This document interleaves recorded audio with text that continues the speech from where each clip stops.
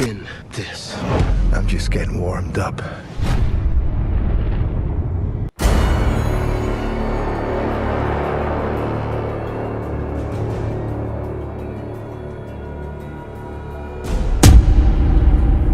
Gentlemen, let's broaden our minds. Lawrence?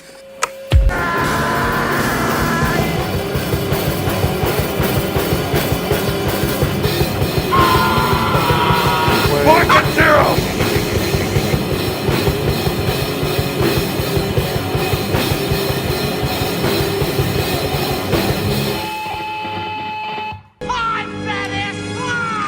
This is Video Store Clerks. Welcome to the store.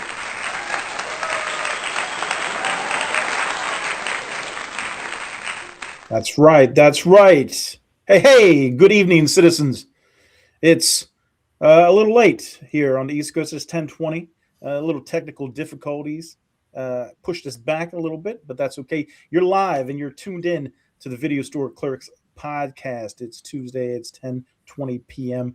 Tonight's topic of discussion is going to be the 2009 film Law Abiding Citizen, starring Gerard Butler and Jamie Foxx. Our boy Chuck Nasty is in the process of getting on here, so hopefully he gets his situation cleared up and is joining us soon. But tonight I'm going to be your host. My name is Mike. Joining me, as always, Chad Mike. The good Cage. old Chad Mang and the old Nick Cage pillow, because Dave is out doing things, and we miss him dearly.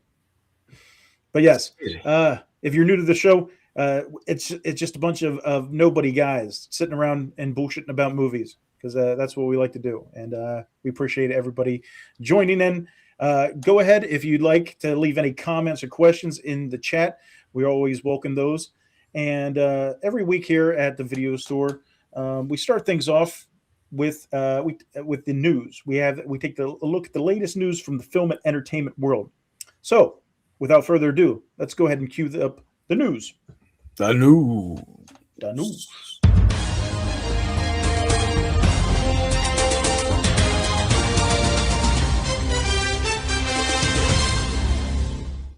Experience, unfortunately, in freeze thaw, we see this water main breaks.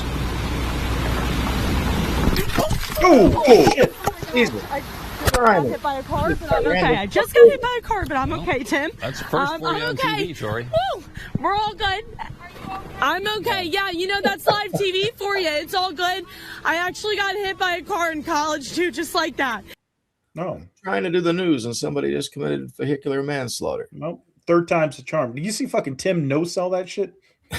he didn't care at all that she got hit. Another Nick Cage fan. No concern. What's that? Nick Cage fan, Spider-Girl. Oh, boom. There you go. Tony, he's the fucking man. Nobody All believes me.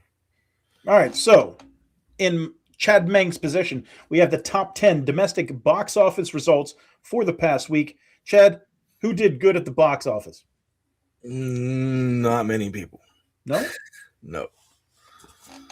No. Hello, Mama Nasty. Yeah, he should be here shortly. We are waiting as well. The warden needs to let him out. Even in the future, nothing works. It's true. It's true. But we got number 10, The American Youngboy. The tour of the rapper Youngboy did $1.1 million. And I don't know how he got his own movie, because his music's not good. I don't think. Dude, but I'm not into that newer hip-hop audio tune type shit. Nowadays, man, anybody. Yeah. Just takes the one song, I guess. Number 9, Mother Mary did 1.2 mil this week, first week out. That doesn't look too bad. It looks different. A24. Anne Hathaway. I used to Photoshop nice. Wow. That'd be weird. I don't know if I want to come under a pillow with my face on it. Did you do it while you were with him? I'm curious now. like after the fact, like you're trying to like cover up his old pictures and everything with Nick Cage, or were you together at the time? I don't know. Continue, Chad. That's different. Number 8, Over Your Dead Body. The new Jason Segel film did 1.3 million. That shit looks kind of fun. Yeah. Yeah, it don't look too bad. Like him and his wife go up to a retreat, and then they end up trying to kill each other. I'm sure there's more to it than that, but that's what I get from the trailer.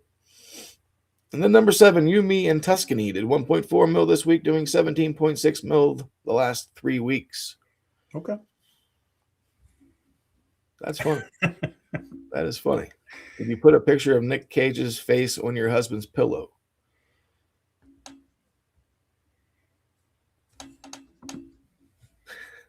That is a good one. Yes, it is. Number 6, still hanging out. Hoppers did 1.9 mil this week, doing 164 mil the last 8 weeks. Okay. And number 5 is The Drama, did 2.6 mil this week, doing 44.7 the last 4 weeks. Mm-hmm. And then Lee Cronin's The Mummy is number 4, did 5.5 this week, doing 23.2 mil the last 2 weeks. And Project Hail Mary still hanging out in the top 3, did 12.8 mil this week, doing 305 mil the last 6 weeks. And then number 2, Mario Galaxy did $20.6 million, doing $386 million the last 4 weeks. All right. I think I got a good idea who's number 1 this week. Go ahead. King of Pop. You did $97.1 million opening week. Just in the States. But it's breaking records. I'm curious to see it. I've seen a couple bits and pieces online. It looks pretty good. I don't think it looks bad. I mean, Jafar Jackson. I mean, he looks a lot like Michael. The thing that I saw that I was interested in was they show the making of the Thriller video, or I guess that's part of the film. Right. And he's actually doing the dance. They have the whole choreography and everything going down, and it looked really good. So if that's any indication of how the film is, could be something good. You know, it's I know it's going to highlight all of Michael Jackson's career as far as the music goes. I think they kind of stray away from any of the questionable stuff that happened. So I don't know. Wasn't the Thriller video a Rick Baker, or was it? Yeah, Rick Baker. I just saw the actual making of the Thriller video the other day, and it was like that's what it was. Joe Rogan was talking to Rick Baker, and I saw an old interview, and he was discussing making Thriller, and they actually had the documentary online. So I went back and watched that, and it's really amazing to go back and see that footage from whenever, because Rick Baker said he didn't want, they came in, they were like, oh, we're going to do kind of a documentary, a making of Thriller. And he was like, well, you know, I don't really want you guys here. You know, we got a lot going on and this and all that. And they're like, well, we're doing it. And if you watch it back, I mean, just the whole process and seeing John Landis, you know, interact. He's like picking up Michael Jackson in like a fireman's carry and running around with him. It's very interesting. You know, it's crazy, you know, looking back, you know, because that was early on, you know, not really early on in his career, but his adult career. Right. You know, before Jackson 5 and all. I wonder if Rick had anything to do with doing any of the makeup for the Thriller segment in the film. I don't know. But it was very cool. If you get a chance, just look it up on YouTube. It's the making of Thriller. So it's actually very interesting watch. So I think I'd have seen that a long ass time ago. Yeah. Well, the not so fun part of the show is the deaths we had this week. Okay. And Jerry Conway passed away at the age of 73, who was the originator of The Punisher, the writer. Yeah. And then you had Storage Wars guy Daryl Sheets passed away at the age of 67. Yeah. And then they had a little commemorative thing on their show for him the other day. Yeah. And who else we got? Alan Osmond passed away at the age of 76. I didn't know if we touched on that. Was that last week? Yeah, that was like last minute, right before we went on. They kind of broke the news on him passing. So I think we mentioned it, but yeah. Yeah, I wasn't sure. And then Africa Bambaataa passed away at 68. Okay. And then also, hopefully not going to pass away, but Lawrence Taylor has been in the hospital for stomach issues for the past few days. Oh, for real? And it's weird because he's 67 as well. LT. Yeah. Terrible. Terrible. But now we get to celebrate with some birthdays. For this week, we have birthdays of Channing Tatum turned 46 the other day. The Charming Tate Man. Then Penelope Cruz turned 52. Penelope. The legendary Anne Margaret is 85. There you go. Jessica Alba will be 45. And Dwayne The Rock Johnson turns 53 on May 3rd. The Rock turning 53, man. The Rock. Chuck is here. Yeah, I'm right here. But unfortunately, I'm not allowed to be on camera. But you know, it's all right. The warden did not grant you full access. No cameras allowed. That's okay. That's okay. Terrible. We can hear your commentary. Welcome. It's always good to have you. My good man. Oh, yeah. Well, yeah. I mean, thanks. I mean, I'm part of the show. My good Chucksters. Yeah. The warden did him dirty. Won't let him come on the show. No. Terrible. But, terrible. Yeah. Fucking goddamn. Ooh. All right. Is there a way to bring up the profile picture? Negative. No. I thought there was. You did it one time. I don't know how. Life is short. Very true. Jessica Alba is hot. Yes, 45. Yeah. Amazing. What's up, RJ?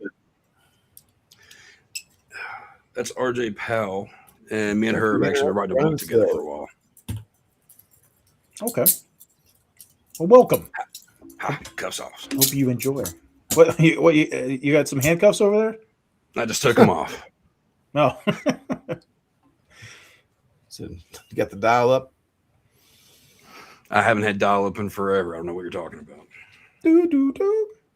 Hey, Mom says hi. Hey, Mom. Can you see the comments?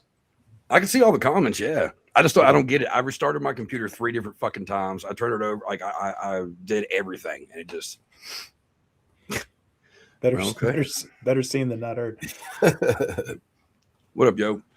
I mean, whatever. Maybe it's better off this way. Fucking no. I don't like it. Hey, Chuck, you can't fight fate.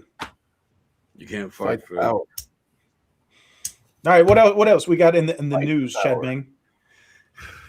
There's no wait. There's no way to bring up. There has to be a way to bring up. Like I sit on podcasts all the time. You can at least bring up the square somehow. Has to be. I'm trying. Circle gets the square. I'm trying. Does it? I don't know. I can't figure it out. Like we have a thing that says edit tile on ours, but we can't do it with yours, I guess, because your camera's not there. It's weird. I don't get it because like before you saw that I was on here. I don't know. I don't get it. Whatever. It's just my voice. I guess I'm just the man in the sky. Whatever. On with the show. Hocus pocus. Voice of jocus. reason.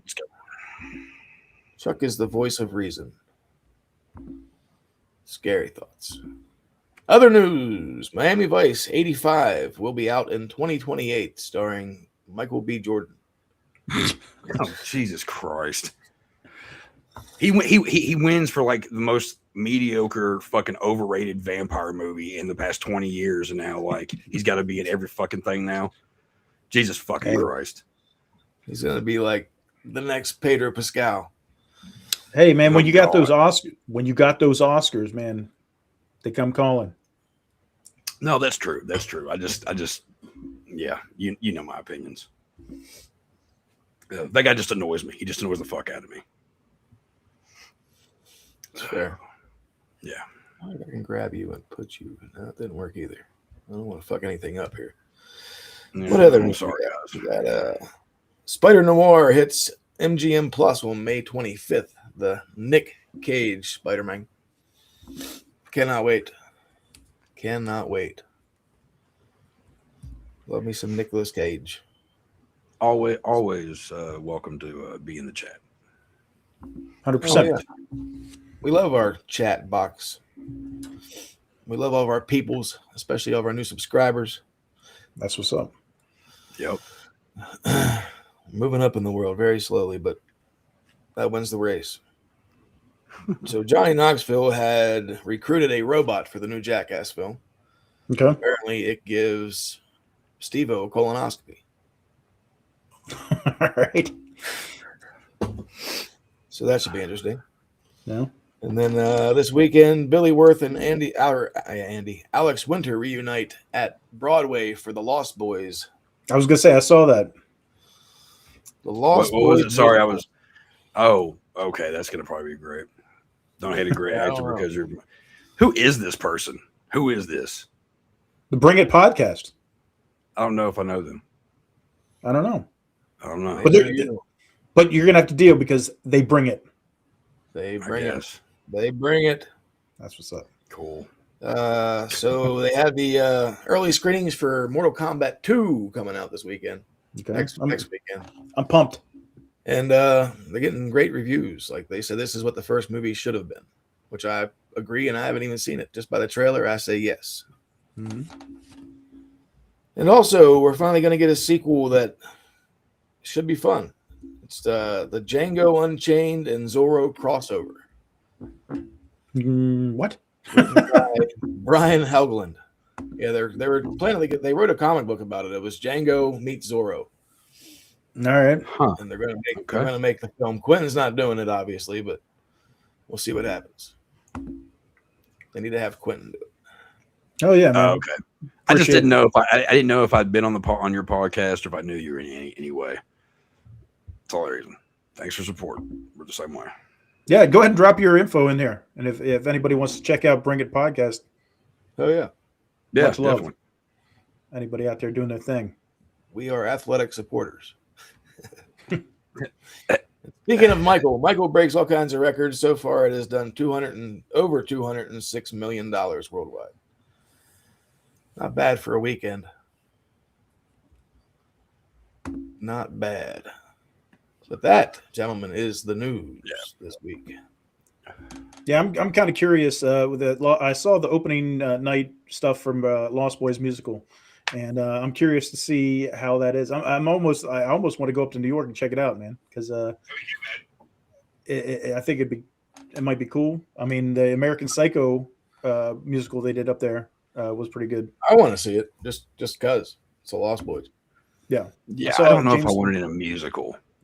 like the Evil Dead musical. could be fun. I don't like musicals. Saw at all. Jameson Newlander, friend of the show, was up there as well. Yeah.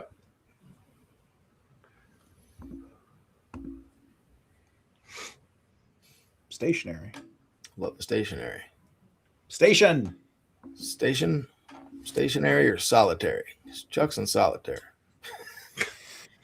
All right. Well, that's the news for this week, Chad, man. Thank you That kindly. is the news. All right. Well, let's go ahead and get into it then. Topic of discussion: the 2009 revenge thriller, Law Abiding Citizen, directed by F. Gary Gray, who also did Friday, Italian Job, Straight Outta Compton, number of other films, music videos. Written by Kurt Wimmer. Wrote Salt, wrote the film The Beekeeper that Jason Statham just did not too long ago, and a number of other screenplays. And I think he did the Total Recall remake and Point Break remake. Yeah. So 2 remakes I'll never watch. I've seen them both, and they're both not good. Nah, I don't That doubt was it. some moves. starring Jamie Foxx and Gerard Butler. Man, these guys do such a great job in this film. Well, it's mostly Gerard Butler, in my opinion, but I don't know. It's weird because I feel like you have the same opinion, Chuck. You're not the biggest fan of Jamie Foxx. No, I'm not. No. Did you approve of his performance in this film? I mean, he's a good actor, you know, for it is. But see, ever since I was a kid and he was on In Living Color, and I remember the character he did of the I can't since you can't see me, but yeah, and I've never been able to not see that, so it's hard. The only time the only movie that I actually 100% love of his is Booty Call. Ray. No, Ray. Booty Okay. Call. And watch that shit. But Ray, he did a great job in that. In this, he does a good job. He's a good actor, you know. but I don't know. I liked the movie. I really did like it, but I have some issues. Sure, understandable. It's one of those ones it's very divisive when it gets to a point with the audience. But yeah, I'm the same way as you. My first memories of Jamie Foxx was in Living Color. Wanda, I'm gonna rock your world. I don't know if this is my favorite performance of his, because I think Django is probably my favorite. Oh yeah, I can't leave that one out. Yeah, Django. Yeah, I love that fucking movie. Yeah, that's why I thought it was weird that Django news was in this one, because I was like, that's fucking Django. Weird. You said last week, Collateral. You liked one of Collateral, Chad Bang? Yeah, that's a good movie. Yeah. Him and Tom Cruise. Him and Tom Cruise, but Django is definitely my favorite. I mean, there's probably, I don't know, I liked Any Given Sunday. That was a dope movie. Yeah, never seen it. He was Jarhead. Willie Beeman. Never saw Jarhead either. Jarhead was decent. I didn't mind that one, especially because it has Jake Gyllenhaal and Jamie Foxx, two guys that I'm not over the moon on. Yeah, and I'm not a fan of war movies. Chuck has all the wild takes. Must be the Kentucky in him. I guess if you want to think that. Oh, Wildcat. He's a Kentucky gentleman. Yeah, right. And then, of course, Gerard Butler, man, playing Clyde Shelton, man. This is, I feel like he is one of the top anti-heroes in film history. I don't know. There's a long lineage there. But I really enjoyed his performance as Clyde Shelton. And I think for me, I know he'd been around quite a while beforehand, but he didn't really show up on my radar until 300, playing Leonidas. What do you, is Gerard Butler? I feel like there's not a lot of films. I think this might be my favorite film of his. I know he did that bounty hunter film with Jennifer Aniston. Oh yeah. He did those the White House films, like Olympus Has Fallen or whatever God they were. It. Hold on a second. AJ Rowe, I had something told me it might have been you, but I wasn't totally sure. I'm glad it's you asshole. He's working the Chuckster. I was going to say, how did he know you were from Kentucky? Unless he doxed you. Yeah, that's why I was like, wait a minute, but okay. Yeah. It's like, I know this guy. But yeah. Good. Gamer, Den of Thieves. Gerard Butler's done a lot of fun films, but I think this one stands out to me as his best work. But I agree. So does Splatter Girl. No, Double click. No. She said, "P.S. I love you." Is that what she was saying? Yes, she did. I missed that one. Yeah. P.S. I love you. Yeah. I'm not a crazy fan of that movie, but I've had girlfriends that have made me watch. P.S. I love it. Yeah. And Mike, I love you too. And Chad, I love you too. There we go. So much love. I love you too, Nordberg. I love you. Oddly enough, originally they were talking about casting Gerard Butler in the Nick Rice role and Jamie Foxx in the Clyde Shelton roles reversed. I don't know if I would have believed that. I don't either. I don't know. I don't think I would have enjoyed it as much because they do their job as their characters, for sure. So I don't know. I think a lot of it had to do with Gerard Butler having like law background because he was going to be a lawyer. Well, that was his thing. But I think that they ultimately changed it because I know he was one of the producers on the film, and I think they kind of didn't want it to seem like favoritism, where it's like, oh, I'm the producer, so I'm going to cast myself in the lead role or whatever. And it was just something they decided to do at some point. And I heard a few other things too about like other producers wanted them to switch roles after Jamie Foxx got casted. And then Gerard Butler said he secretly wanted to be the role of Clyde, but he didn't want to take that away from Jamie. But then once Jamie wanted to switch, he was down. Well, either way, however it unfolded, it worked out because I like it. I like it this way better. And I don't know if the roles were reversed, I would have enjoyed it as much. Although it's a very good story, the way that it's done. there's been so many different revenge films in film history. It's hard, but it's like, starting out with this one, it just kind of goes right into it. It reminded me of Death Wish in a way, where it's like, the wife and the daughter are attacked.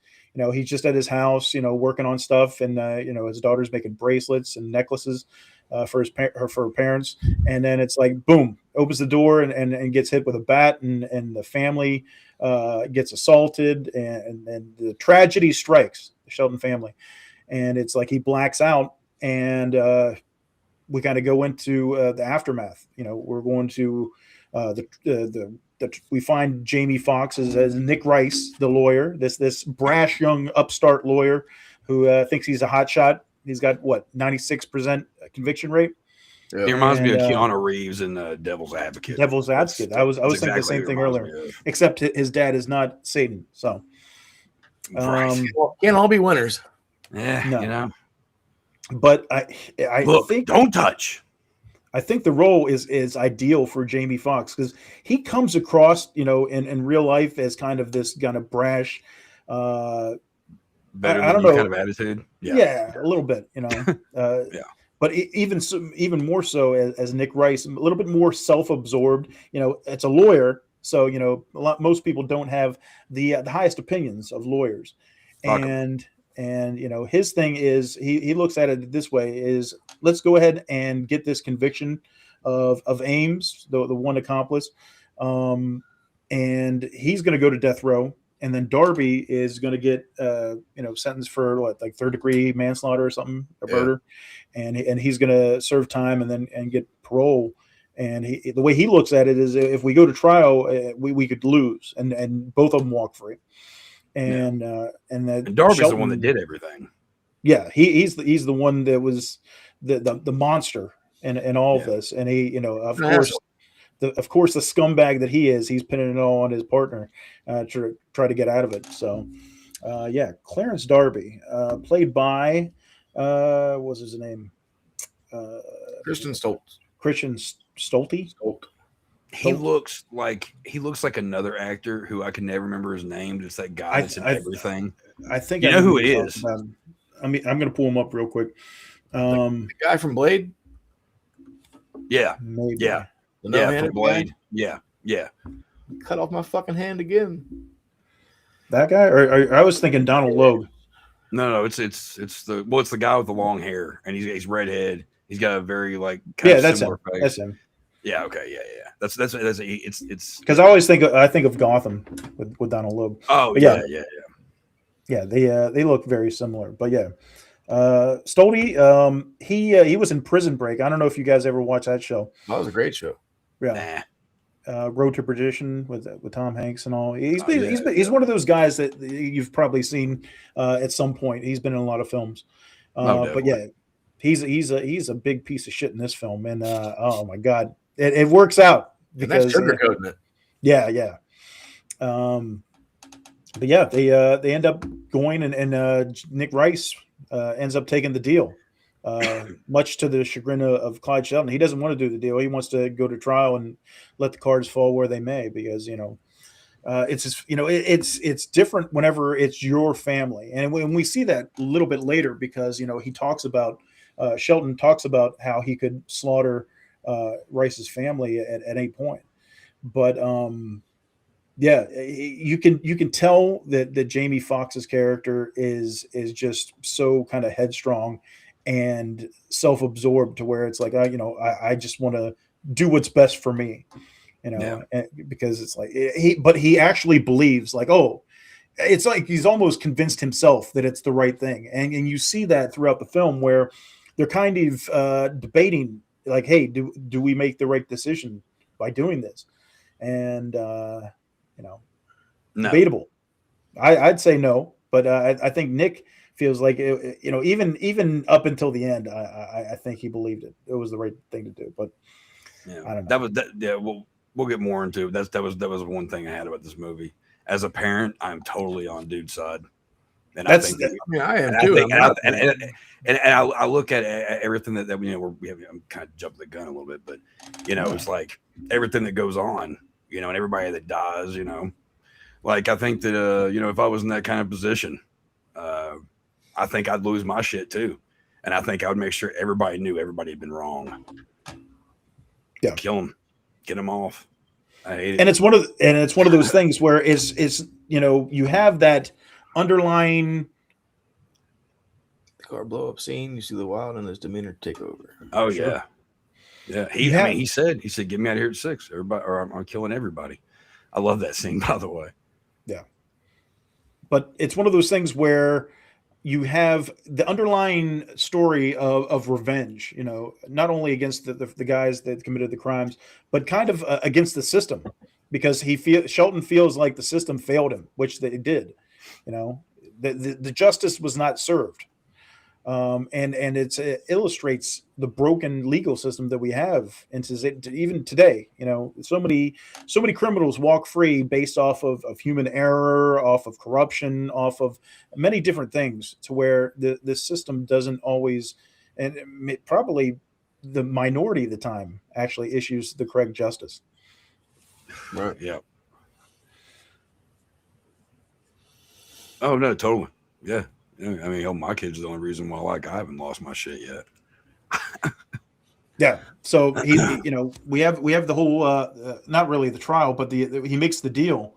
We also see Bruce McGill show up there as kind of a guy that has Jamie Foxx's character under his wing. He's playing Jonas Cantrell, who's the DA at the time, and he's kind of I don't know if grooming is the exact word I use, but he's taken Nick Rice under his wing, and he's kind of helping him because he sees him. He sees that he's a straight shooter going to the top. He's gunning for his boss's job at the time, because he's just a lawyer at this firm or whatever, and he's kind of giving Nick advice throughout the film.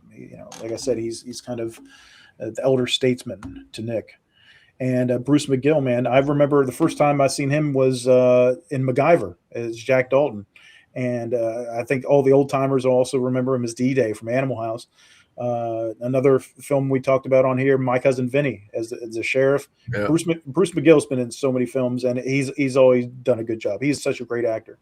And I love him in this role, where it's like there's so many different people that get affected by what happens in this film, and he's one of the more likable characters. Him, and then also we see Leslie Bibb, who plays Sarah, who's one of the other lawyers, up-and-coming lawyers with Nick at the time, and he's kind of helping her out. I think the guy that's running the law firm is kind of not thrilled with Nick, because he knows Nick's gunning for his job and all, and he's helping Sarah out. And I think he was gave her she can do this one trial or whatever, she's ready for it, she did all the legwork and everything like that. And he's like, all right, well, if she fucks up, it's on you. But he vouches for her, and she's another one of these characters that is more likable as opposed to the Nick Rice character, because he just seems so self-absorbed. He's so egotistical, to where in this film, I feel I would be surprised if more than 1% of the audience was rooting for Nick in this film at any point. I know I was never at any point rooting for Nick Rice. I wasn't. I just wanted to see mayhem. Well, not only that, but it's just in general, when you think about the story and everything like that, it's like, you're kind of painting Clyde as the anti-hero, the antagonist, if you will, because it's like, he's obviously out for revenge, but he's got this, other things going on. He's going to war with the system. So you try to paint him as sort of a villain, but it's hard when the audience agrees with everything he's doing. You know what I mean? It's like the anti-hero. Yeah, but it's like I don't even feel like he's an anti-hero. I mean, he's supposed to be, but there's nothing that I disagree with when it comes to his character. Right. A man ain't got nothing if he ain't got nothing to lose. Right. And when you have a character playing against that, like Jamie Foxx's character, you need something to root for, and there's nothing. There's, like I said, there's no point in this film where I want Jamie Foxx's character to succeed or beat Clyde in any way. You know, Right. I feel like if they would have taken it in a different direction, maybe you could have made it work. Yeah. But it's tough. You know, there's so many, you know, like we talked about with like Death Wish, with Taken, all these films about revenge where you got the anti-hero who's going after all the bad guys and all that. Ultimately, it's not like he's the one that loses at the end of the film. Right. So it's like you got to set something up at some point in the film to kind of turn Shelton Hill. And they never did that. So I feel like the majority of people that I see online with the reviews and everything like that, most agree that it's such a good film up until pretty much the ending. And Chuck, I know this was a first-time watch for you. Would you agree with that sentiment? What? That it's a great film up until the ending, pretty much. Oh yeah, completely. Oh no. See, here's the thing I was gonna say real quick is so like when, you know, after Jamie Foxx in the beginning of it, when when they let the fucking scumbag walk, basically, I mean, they give him a fucking slap on the wrist, basically. And he shakes his hand. I was like, fuck that. Yeah, no, fuck that shit. I wouldn't have shook it. No, not one bit. But when they're in there, you know, they're talking and stuff, and it's like, you know, Jamie Foxx is telling us like, man, this is how it goes. This is how it goes. It's like, dude, the guy just lost his whole family. You're gonna talk to him like trash like that? Fuck you. Yeah. And as soon as you see him go home to his pregnant wife, he can go home to his family. Like, I don't know. From that moment on, I was like, fuck this guy. Like, it just that went all through me. It's like, dude, have some goddamn like humanity here. You can't. Like, so fuck that guy. But yeah, no, I completely. I was all right for this movie up until the last little bit. I was not happy with it.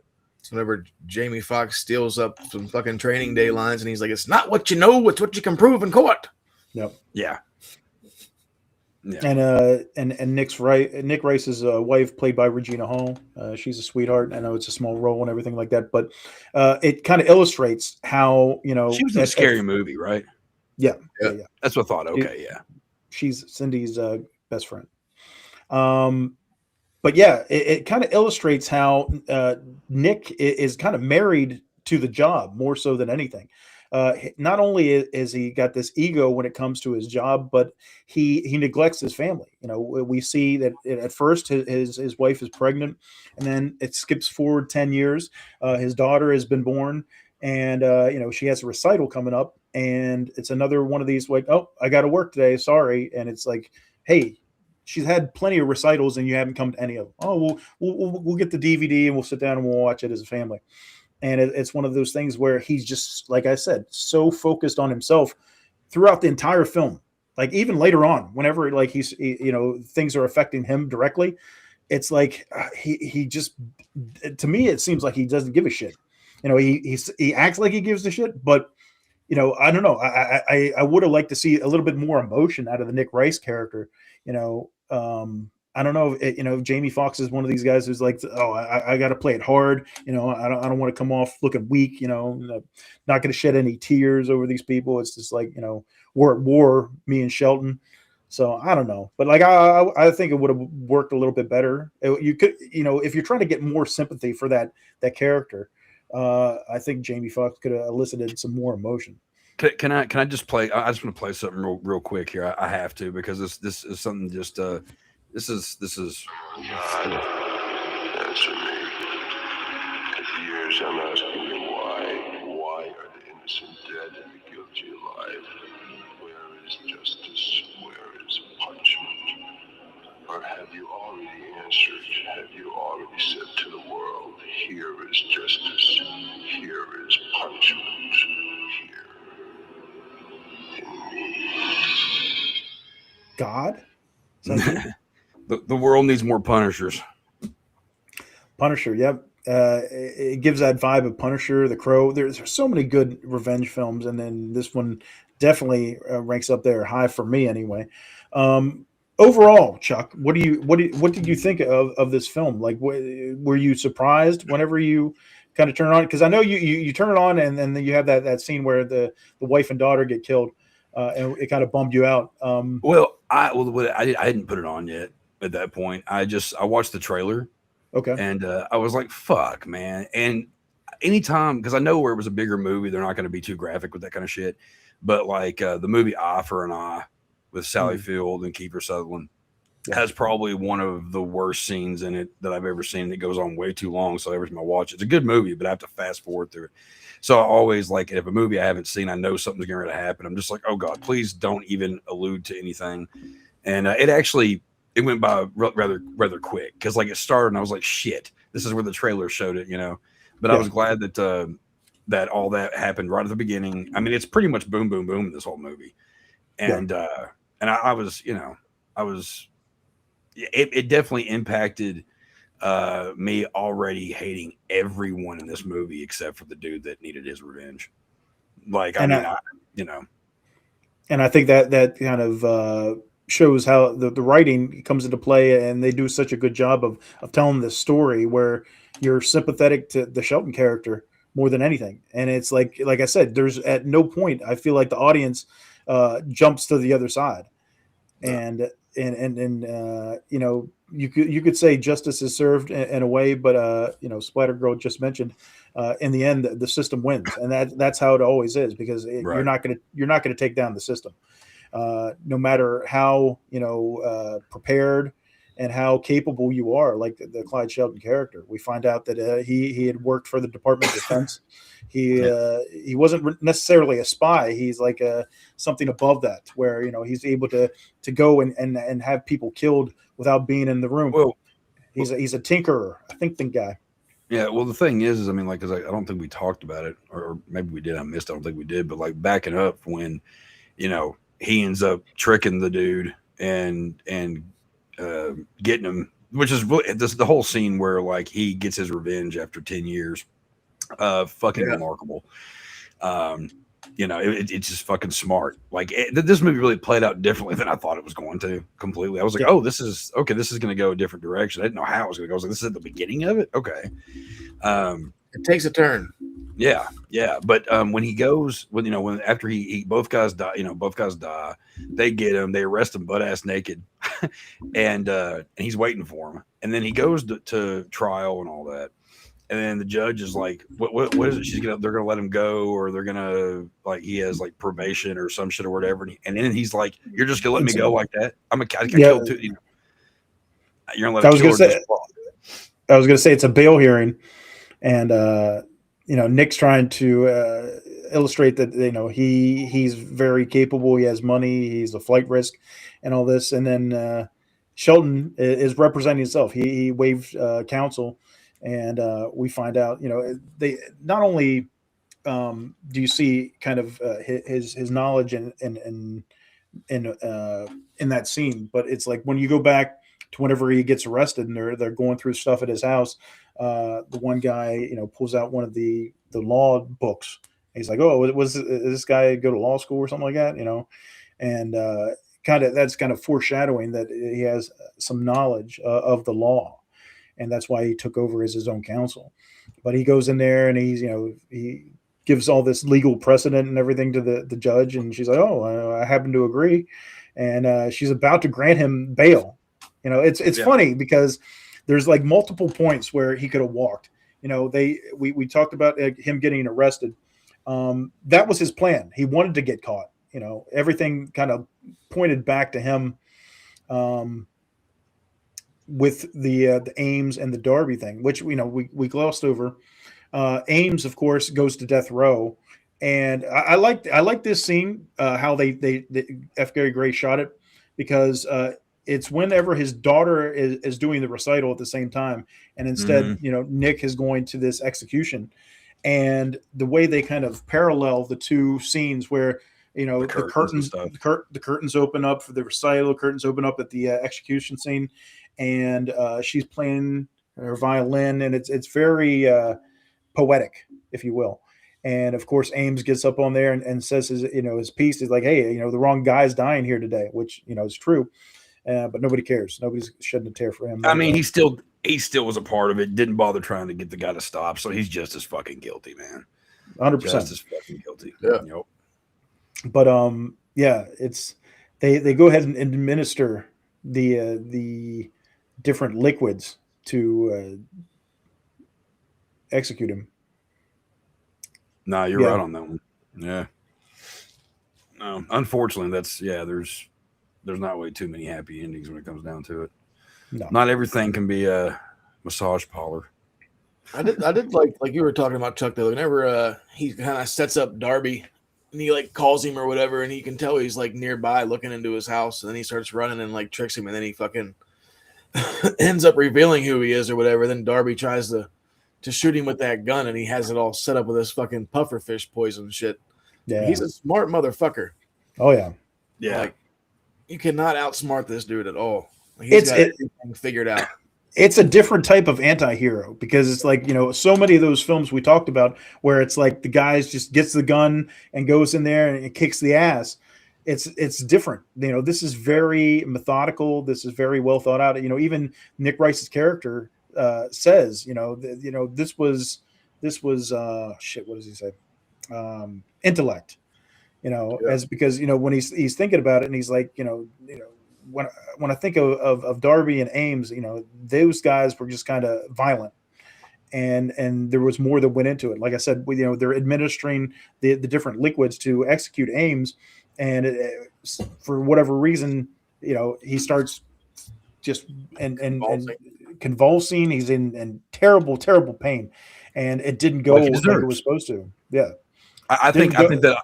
Sorry, I'm going to cut you off, but I think that what happens to him, I think a lot of inmates deserve that kind of pain at the end of their life, not a fucking cotton swab for that pesky last minute infection. No, I think that certain people that like this, man, it was a good job on him queuing up there, like curling up like a fucking dead rat. I loved it. Oh yeah, sorry, go on. And then obviously they realize that there's something amiss. That's not how it's supposed to work. It's supposed to be painless. And of course, on the back of the tank, it says "Can't fight fate," which is what Darby says, not only at the crime scene in the courtroom, whenever he's talking to Nick and signing his deal. Because Nick, I remember that part where Nick, puts the plea deal in front of him, and he's like, "Oh, you married?" And he's like, "What?" And he's like, "You married?" And he's like, "Please fuck this up so I can destroy you." Yeah. See, when that part happened, I was I didn't know how the dynamic between Jamie Foxx and Gerard Butler's characters were going to be, because I was like, well, is he going to be helping him to do this? And then I was like, oh, wait a minute, this is going completely different when I thought it was going to. And it was, I don't know, that whole thing just kind of like made me think of that. Sorry. Yeah. So, once they see that "Can't fight fate" on the back of the tank, the first thing they go to, Jamie Foxx remembers, hey, that's what Darby said to me at the courthouse and at the crime scene. So immediately everybody thinks Darby. He killed his partner for whatever reason, and they go after Darby, and that's when Darby gets the call from Shelton, and he's like, he's got the voice modulator and everything like that. And he's saying, oh, well, that's, coke on the table, bitch on the floor. That's strike three, and he kind of becomes this guy that, at first Darby doesn't realize it, but he's trying to help him. As soon as he sees the cops pulling up, he starts firing his gun at him and shit. And it's like, all right, he's on the run. It's kind of a leap of faith for Shelton, because if Darby doesn't run, it kind of screws up the plan. But yeah. But yeah, he takes off. He gets away with the help of Shelton, who's on the other line, and he gets in that car, and Shelton's disguised as the cop.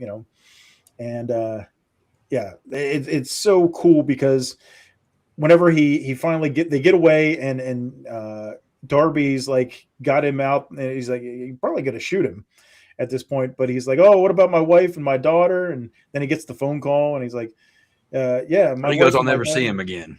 Yeah, because you took him from me. And about that time, Darby goes to shoot him with the gun, and that pufferfish stuff that pops out of the so good. Yeah.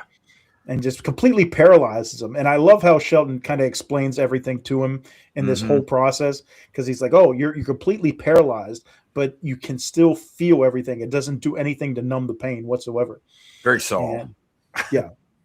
And then, of course, he takes him back to the warehouse, man. And speaking of Saw, man, oh my gosh. This might be one of the most satisfying scenes. Not only it could have been more satisfying.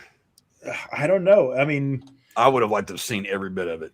It's like the box cutter. We'll get to that later. That's dark, but oh man, it's the perfect revenge if you want to go to those lengths to do something to somebody who killed your wife and daughter. Just complete. This is torture to the umpteenth degree, where it's like, not only is he torturing, oh my god, it's so clever, because he's like talking, and he's like telling him, he's like, oh, I'm going to give you adrenaline so you don't pass out. I'm going to cut off your eyelids so you can't close your eyes. Oh my gosh, he has the fucking mirror on the ceiling, so he has to watch it all with the picture of them. He's like now they're gonna watch you suffer. And it's so satisfying in so many ways. Cutter here, it's for your penis, but we'll get to that later. I'm like, oh god, you're gonna fillet it, eh? God, man, can you imagine, like, just being completely helpless and knowing what's about to come? I was thinking that when that was going on. Anytime there's movies or anything like that, it's like, god damn it, dude, that's terrifying. But I thought more of how satisfying it would be to completely torment an asshole like this, like complete scumbag. Like, there's no reason for you to breathe, no, like, not at all. They say they found 25 pieces. Yeah, it's so cool when they finally get to the warehouse, and it's like his head's there, and there's just pieces of body everywhere. And the great thing was he filmed the entire thing and ended up sending it to Nick's house. Yeah, and his daughter sees it. Mommy.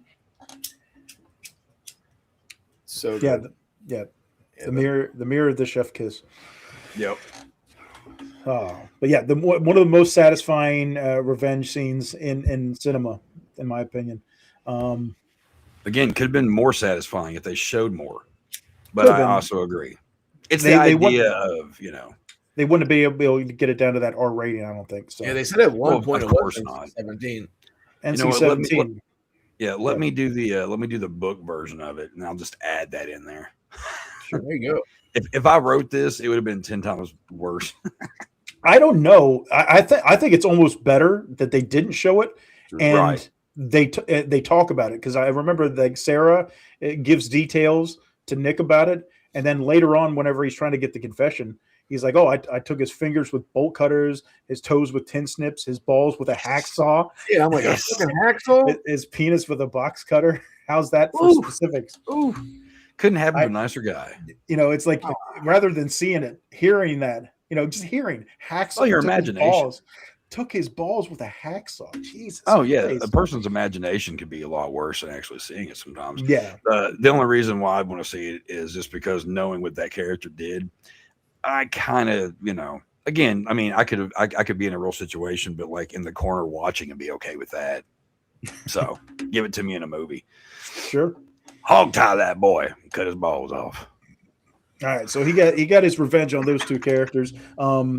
Like we said, he gets arrested, and the ladies get their scene. Or, well, I guess some guys would enjoy that scene as well when he strips down. And a lot of people were like, well, why is he getting butt naked? What's the point of that?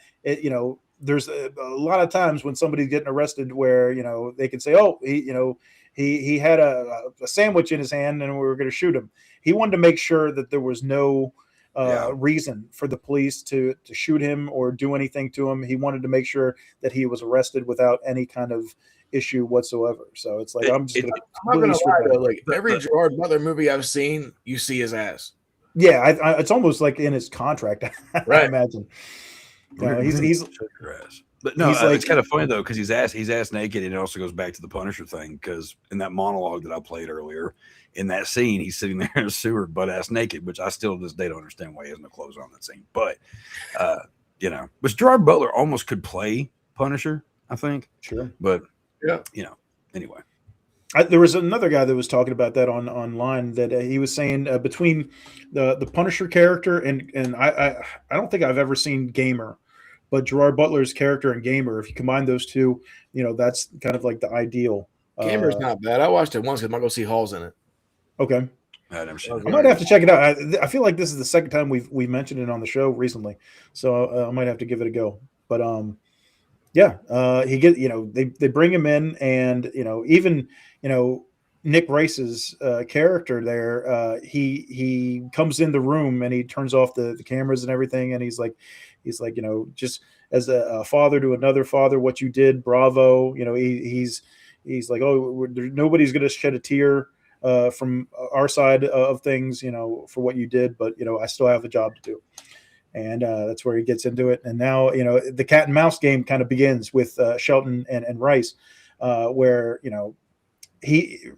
Nick thinks he's getting this slam dunk confession or whatever. And Shelton's just kind of giving him answers, but very vague answers that aren't going to hold up in court. It's very, what's the word?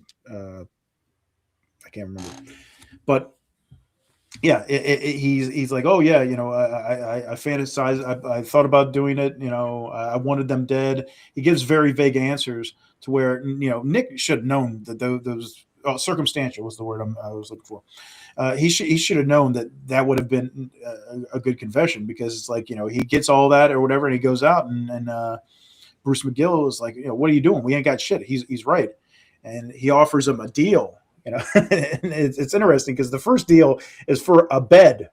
He just wants a nice, comfy bed in his cell because it's been bothering his back, and that's the deal. A bed for a confession. That's a pretty good deal.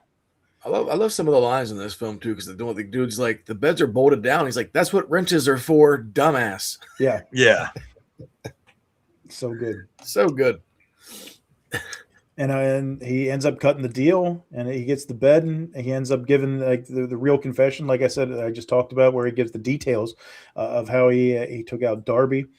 Then Nick once again thinks he's got it in the hole.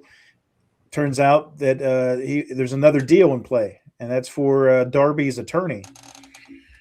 Let's see here, Richard Portnow. Who you should remember him, Chad. The actor Richard Portnow. He was in Twins and Kindergarten Cop.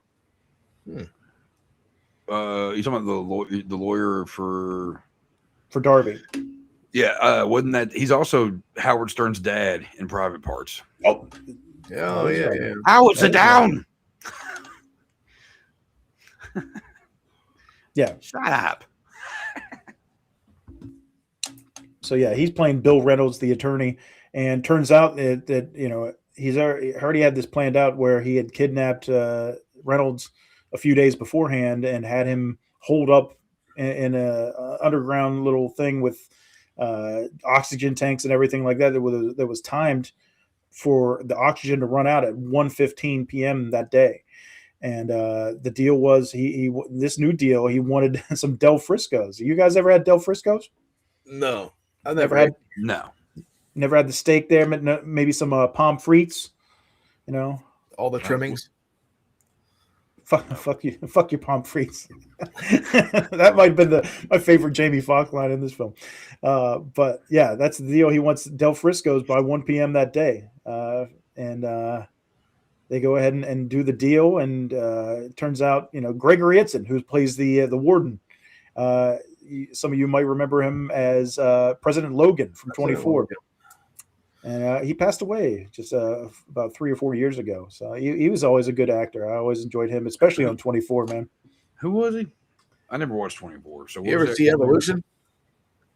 Yeah, I don't remember it. Maybe sucks. David Duchovny and Sean William Scott. What was this guy's name? Gregory Itzin. Gregory Itzin? Itzin. Itzin. Hey, he was the warden. Oh, okay.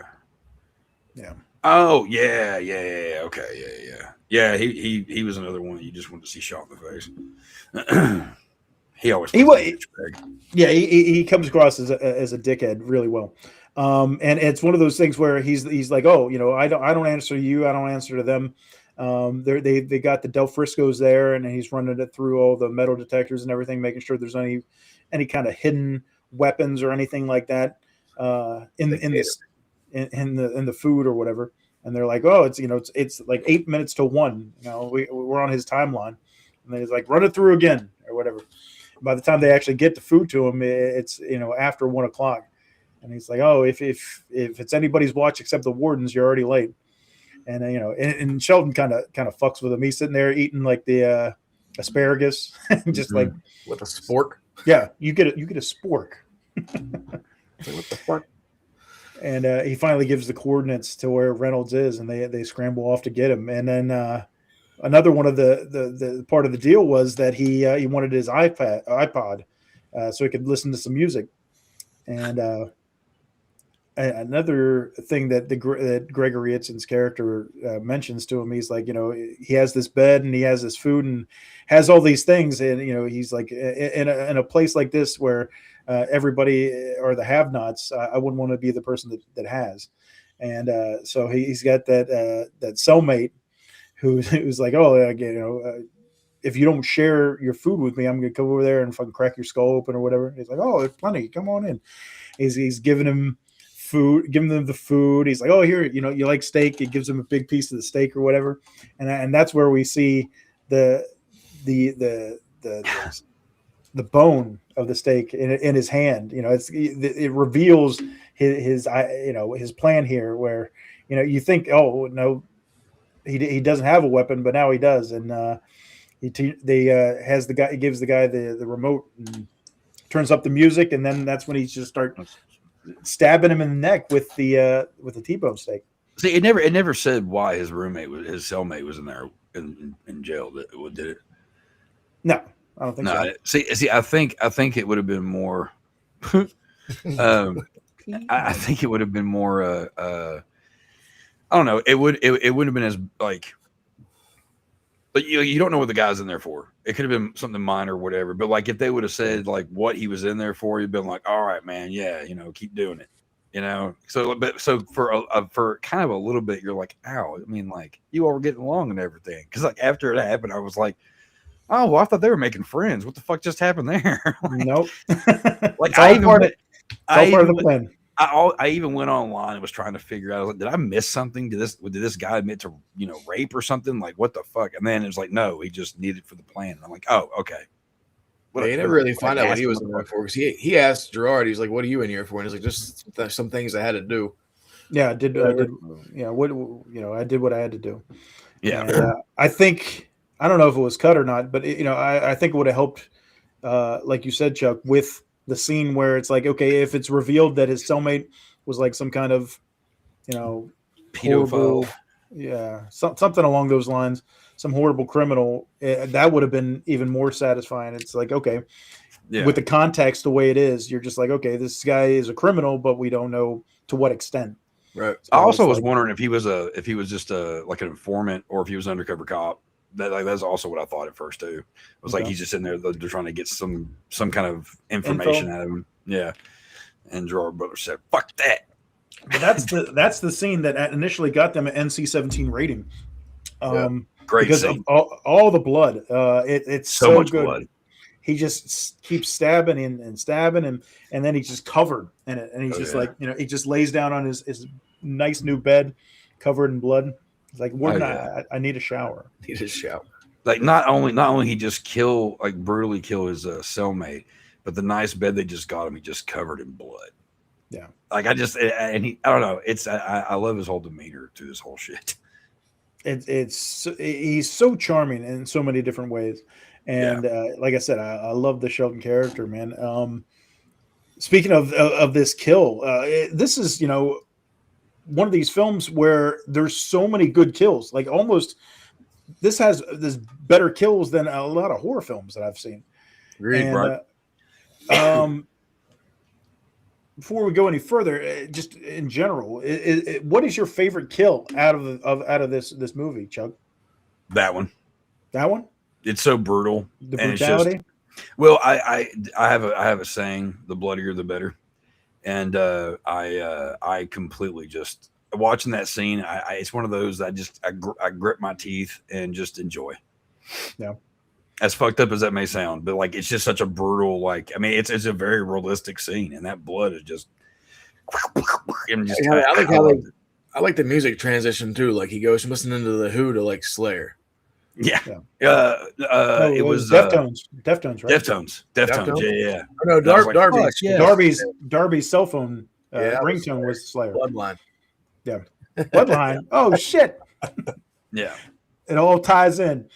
But yeah, man, this is one of those great kills. It's in each kill is kind of unique.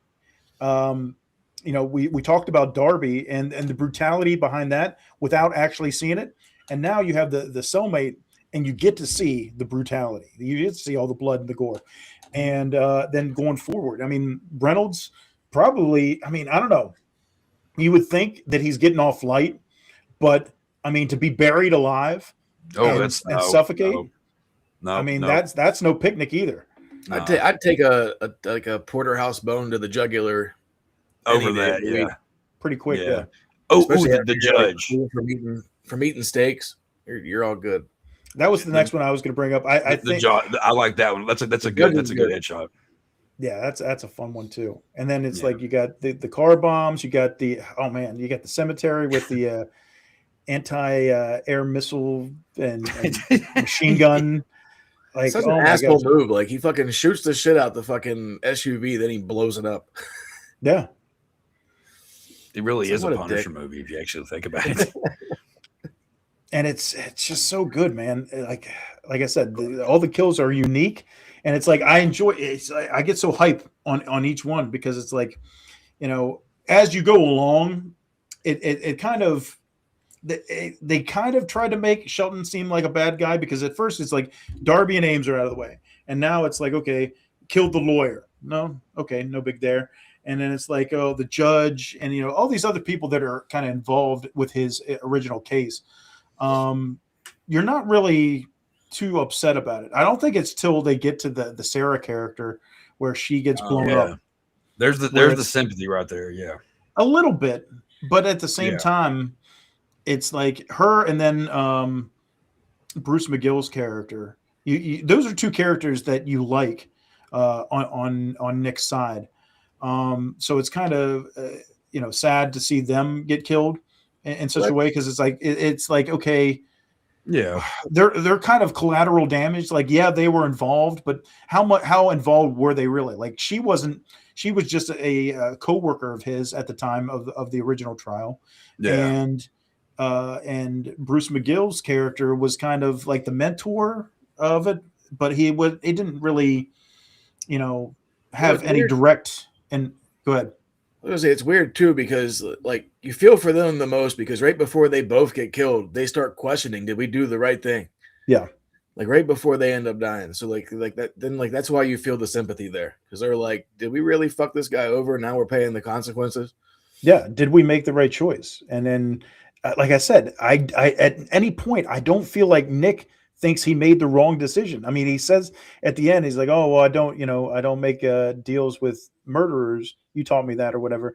But it's like, I don't feel like he learned his lesson. I think Nick was probably one of the ones that should have got some of the wrath himself. And I don't think it. I was waiting for it. Yeah. I think he's saving you for last, Nick. Yep. And like I said, if you're going to do it this way to where you're going to kill off Shelton at the end, you have to kind of get the audience on your side. Spoiler alerts. No, everybody knows. They've already seen this film. At this point, all these episodes are spoilers. So we're going throughout the whole film. But if you're going to kill off your anti-hero, you have to have like people rooting for the protagonist. In some shape or way. It's like, okay, if you're going to do that, turn him full heel. I think if you would have had Shelton's character kill Nick's wife and daughter, then you would have been kind of more sympathetic to where it's like, okay, I know you were out for revenge, you're out to get the system and everything like that, but you went too far. Right. And now you kind of deserve what you get. But that never happens in this iteration of the film. So Yeah. I don't know. But yeah, we were just talking about the judge. I like earlier on, whenever he's getting the bail, and he spouts off the legal precedent, and she's about to let him go. And he's like, he just stops her, and he's like, "You were about to let me walk out the door. I supposedly killed 2 people, and I spout off." Yes. he's like, I spout off a couple legal precedents, and you just jump on it like a bitch in heat. And I love Bruce McGill's face whenever he says it. He's like they're just sitting over there like licking their chops because they're like, oh, this is great. You know, we thought we were going to be screwed on the bail deal, but now this guy's burying himself. And he's like, yeah, he's just yelling, and he's like, yeah, you probably take it up the ass too. And the one thing that the callback is like whenever they're originally in the courtroom for the trial, Shelton's trial. Nick has the cell phone, and it starts ringing, and he answers it or whatever. And the judge is like, "Oh, no, we've been over this time and time again. No cell phones in the courtroom." So then later on, whenever they're meeting with the judge, you know, she gets a call, and he's like, "Oh, you're going to answer that?" And she's like, "Oh, yeah, that's the great thing about being a judge. You can do whatever you want or whatever." And then she picks it up, and it's one of those ones, man. Perfect. Yeah.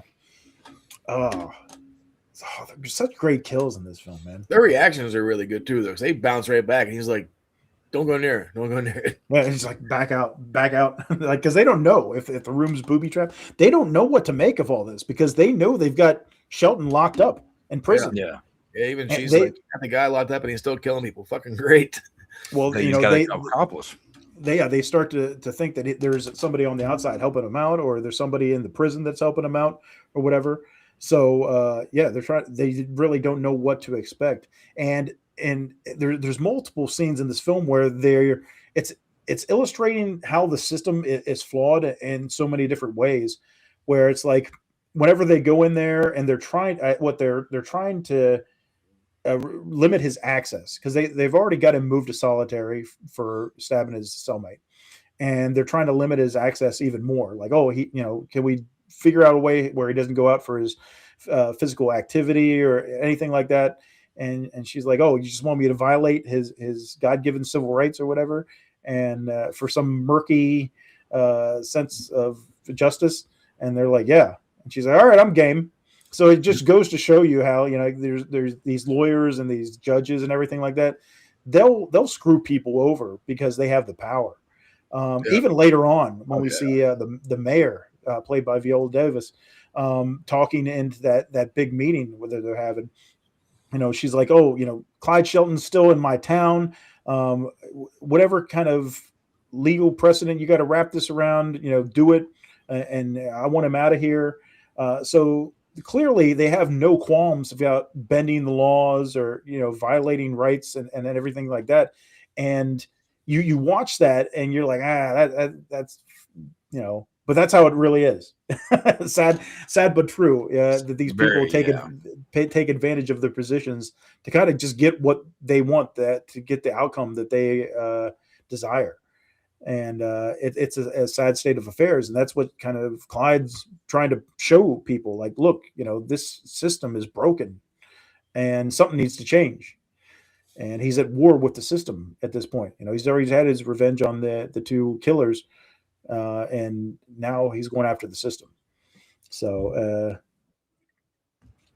yeah, man. Leslie Bibb's character of Sarah, it's one of those ones, it always pisses me off where she's talking about her boyfriend Chester, like even early on. Yeah. And and Nick doesn't even know his name. He's still dating Chip.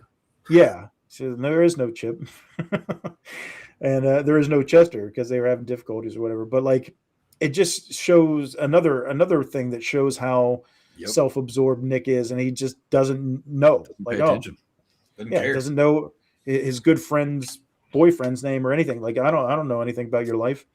It's like, all I'm worried about is my conviction rate and getting my dream job and all that. And ultimately he does. That's the kind of fucked up part, because it's almost like everything worked out in his benefit, and he doesn't. It's like all of his friends are collateral damage, but I don't even feel like they're his friends. They're just business the job. associates. Right. Yeah, Exactly. and ultimately, once Bruce McGill gets killed off, he becomes the DA. He moved up the ladder when Jonas dies. So it's like, it's another one of those things where, Clyde had laid down the ultimatum, drop all the charges and let me go by 6 a.m. or I kill everyone.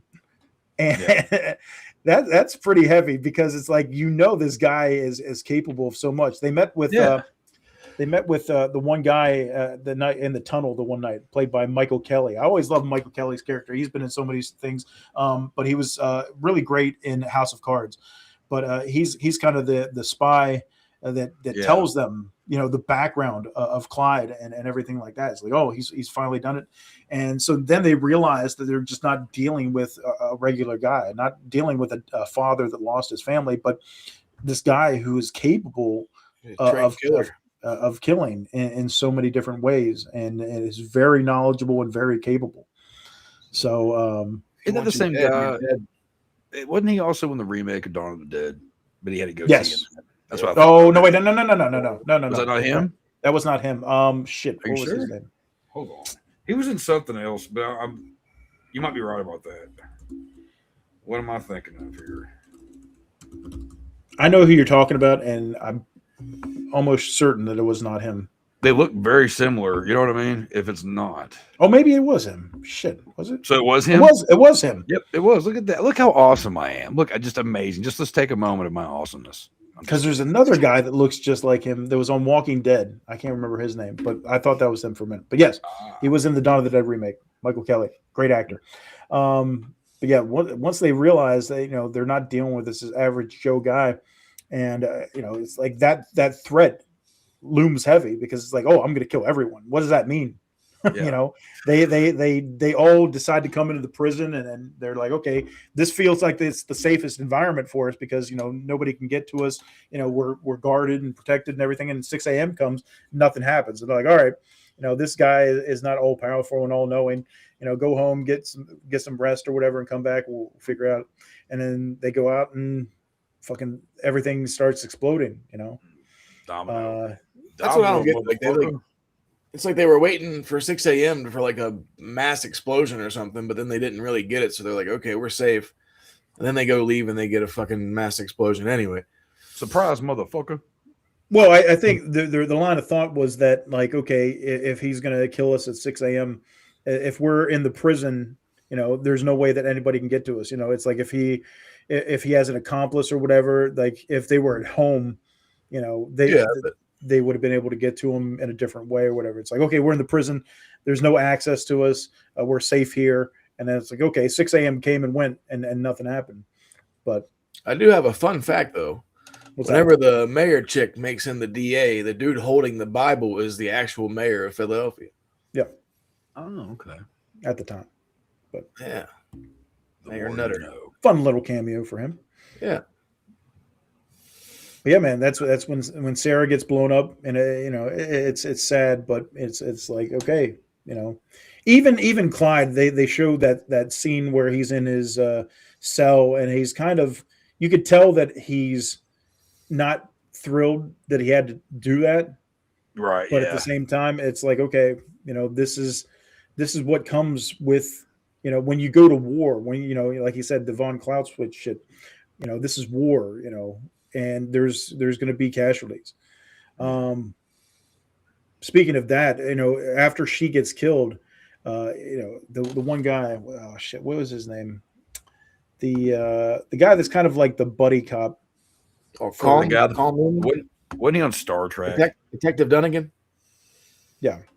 Yeah, I think he was on Star Trek at one Colmeany. Hell of a name. Right. Oh shit. He remember Con Air? He's the asshole cop. Yeah. That gets his car dragged by the airplane. Don't remember. That's been forever since I've seen that. What? Yeah, I haven't watched that movie. Such a good movie. Since it came out, and I haven't. He was under best accent ever. Under Siege as well. Oh yeah, he was in that, wasn't he? Yeah. I haven't seen that one forever either. I actually like that movie. There you go. But yeah, he's telling Nick, like, look, man, the gloves have to come off, at this point. and another violation of the law, they decide to take him out back of the prison. You know, they literally take him out the gates, and he's essentially out, and they confront him, and Nick just fucking starts Beat the shit out of him, punching on him or whatever. He's like, you need to end this, like we showed in the beginning. I wish Dave would have cut it. You know, he cut it too soon, and because the line in the best line in the movie, in my opinion, whenever he's like, I'm going to bring the whole corrupt temple down on your fucking head, and it's going to be biblical. That's like, and the way he delivers that line is so good.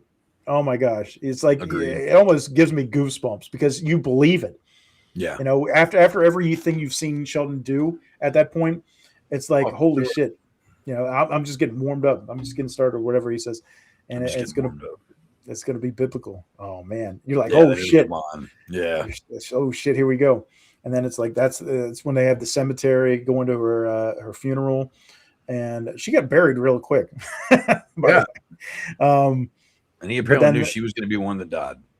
But yeah, he got one of those those robots that is the police use to disarm bombs, and he converted that, and put a machine gun on it and a rocket launcher on it, and pretty fucking cool.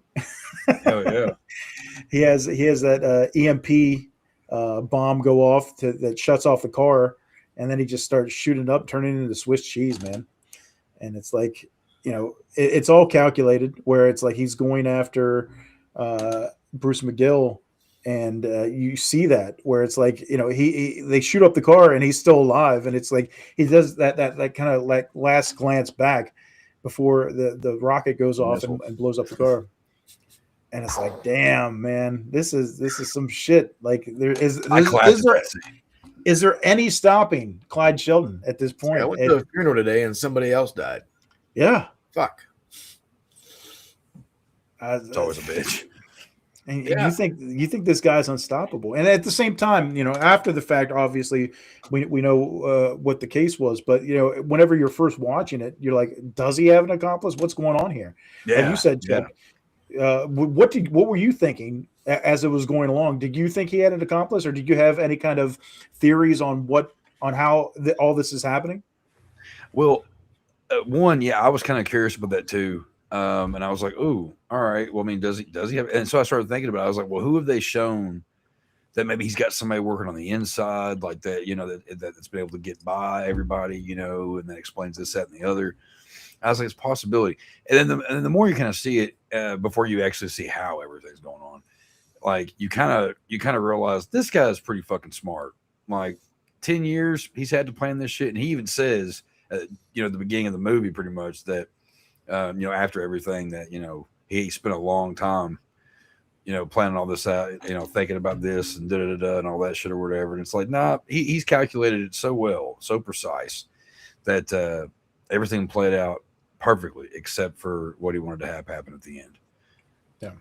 But it was I like that though, because I could have seen that being, he's got like an old army buddy or that one guy's helping him or whatever. But I did like the fact that it wasn't, he didn't have an accomplice. It was just him, one man against the world. Chad, do you remember whenever you first watched the film, what you were thinking as was going along? Like you're trying to figure out, there's a little bit of a mystery to it, but it's not like they're offering any kind of red herrings or anything like that. Like there wasn't any cuts to anybody in the prison to make you think, oh, is that his accomplice or anything? No, I don't think I thought there was anybody else there, but I mean, if you're going to, it'd probably be the dude they met up with down in the subway or whatever. That pretty much. That's what I thought. Or another DOD type guy or something like that. Or, even one of those things where you're like, okay, this, once Michael Kelly's character explains to them that like, he can kill people without being in the room, then you're thinking, okay, he just developed all these ways to kill people without being in the room. But it's that scene in the cemetery where you kind of realize that there's something else, because you don't see him, but you see like hands operating the controls for the robot. So you're like, well, that's got to be somebody, and he's in solitary. So who's that? And definitely tries it was to done keep really that. well. Yeah. yeah, They try to raise that suspicion. yeah. And then it's a good swerve because ultimately, it's one of those things where, I'm glad there was no accomplice, because if there ended up being an accomplice, it would have been dumb. I think it would have watered it down. I agree. They ultimately, the Nick Rice character is never smarter than Clyde at any point in this film, but with the help of Chester, who he couldn't even bother to fucking know the guy's name, he gets Chester decides to help out Nick with the information on the properties that Sheldon had, and that's how he was able to match up the transactions and figure out where Sheldon owns property. And we come to find out that the one property that sticks out the most is an abandoned warehouse right next to the prison. And it's like, oh, you fucking clever motherfucker. And then they go in there, and a little bit far-fetched, like, oh, even that meanie guy is like, oh yeah, we're just gonna break and enter or whatever. And they civil rights. He's like, fuck his civil rights. Yeah, and they break in, and they're snooping around, and they end up seeing his car and realize that there's a tunnel underneath there. That's a little bit of a stretch. I don't know. I don't know if the average person would have figured that out right there at that moment, but whatever. Yeah, I mean, he tunneled into every cell in solitary confinement. How fucking genius is that? Yeah, really. It's like even Cole Meany says, he's like, who tunnels into prison? Yeah. Usually you're tunneling out. The Great Escape, man. Yeah. Oh yeah. Oh, shit, he's got Simtex, fucking all kinds of like guns and ammo and fucking all kinds of shit in there. Fucking costumes. I mean, could you imagine being in solitary confinement? And you're like, well, if I try to escape, they're gonna get me. But I'm just gonna, have this whole thing here to where you could just go to this little hangout spot, play some video games, have a few beers, just kick back and chill. I'll be back. Yeah, and then come back and just hang out in your cell. Like, what the fuck? Like, such a brilliant idea, and I love that they wrote it in like this. I think it fits the character of Clyde Shelton so well because like we said, he's so calculated, he's so brilliant in so many ways, and it's like, oh, he tunneled into prison, and so even got a job as a janitor. You know what I mean? Like, it was still working. Like, it's like, wow, man. Like, you have a lot of respect for this guy. You really do. And he's been working that job for a minute too, because even like the dude at the gate knows who he is. Like, he's like, what happened to your eye? Like, he's there every fucking day. Yeah. Like, so he's been fucking working while he's in prison. Yeah. And the name of his janitorial service is nomos, which I think it was Greek for the word law. So it's a little fun Easter egg. Easter eggs. But the only flaw with that, as far as storyline goes, is the fact that if at any point somebody decided to go into solitary confinement when he wasn't there, then that kind of ruins the plan. You know what I mean? Yeah. It's like if he's off doing something, and then somebody from the prison, the warden or anybody for that matter, if Nick would have showed up and goes in his cell and he's not there, then it's like, okay. Right. I mean, he's escaped, but at that point, like, you figure he has some kind of an alarm system like set up if anybody was close or whatever. I'm just glad they didn't write that into the script. I mean, because then it becomes a different film, because it's like, right.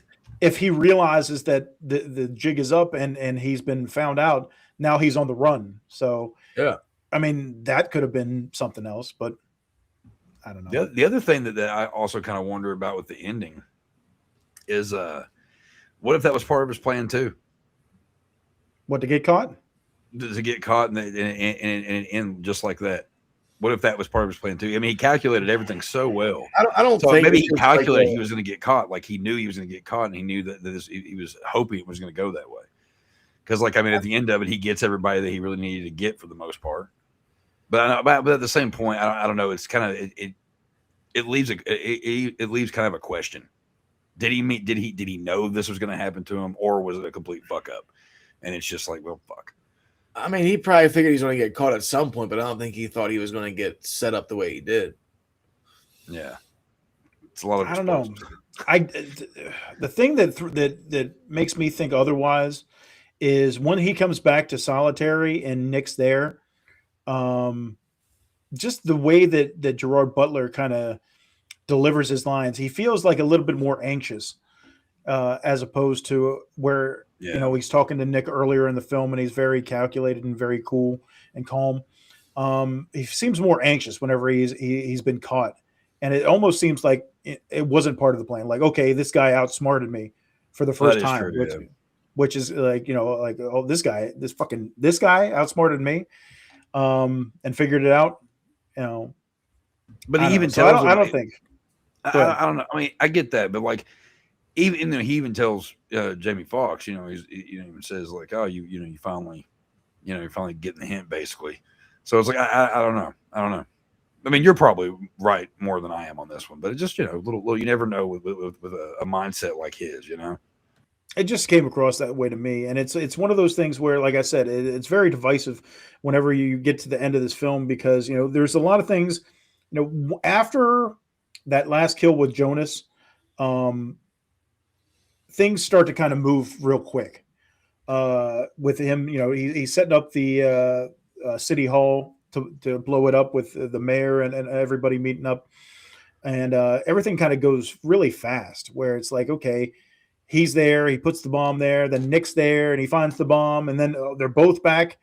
Somehow Nick beats him back to the jail and is able with the bomb and is able to, handcuff it to the bed and do all this before he gets back. I thought the same thing too, actually. Like I said, it feels very rushed, and it's one of those things where it's like, okay, now essentially, I mean, Nick has committed murder, right? Because he's placed a bomb in somebody's room, even though Clyde's the one who ends up making the phone call and detonating it. Well, it's like they switch roles. Yeah, and it's like, okay, what just happened here?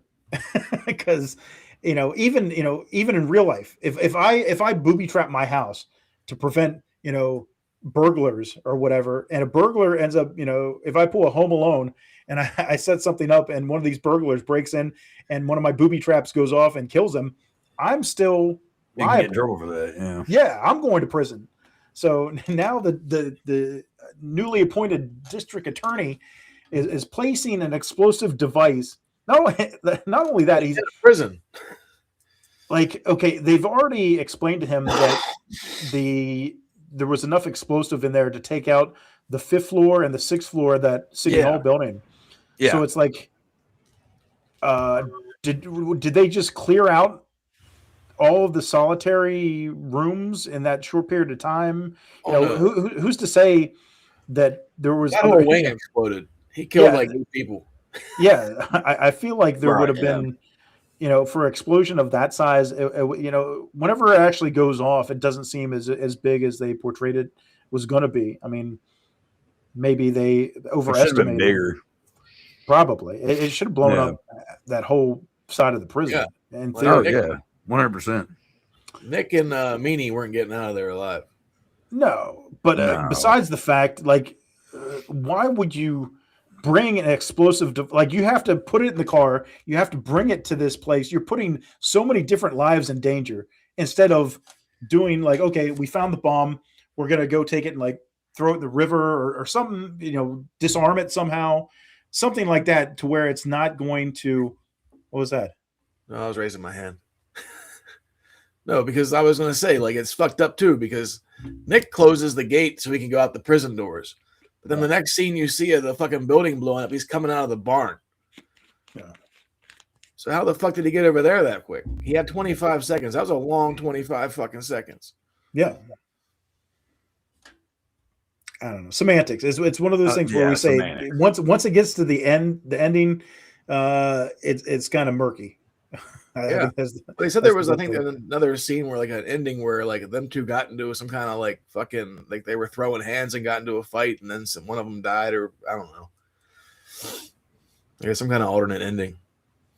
I don't know. I thought that was going to happen. They were going to get into it. I You mean, would think. I think they both should have gotten into a fight, then they both blow up. That'd be the. And that's what usually happens. But I mean, of course, Jamie Foxx isn't going to die. Like, Fuck it. they already made him out to be the hero. Like, But he wasn't. No, he wasn't. He was really a hero. an asshole. Like, yeah, no. He got everything he wanted. Like, he's the DA. Fucking his family's safe. Dude's dead. Fucking whatever. He just killed like 10 inmates.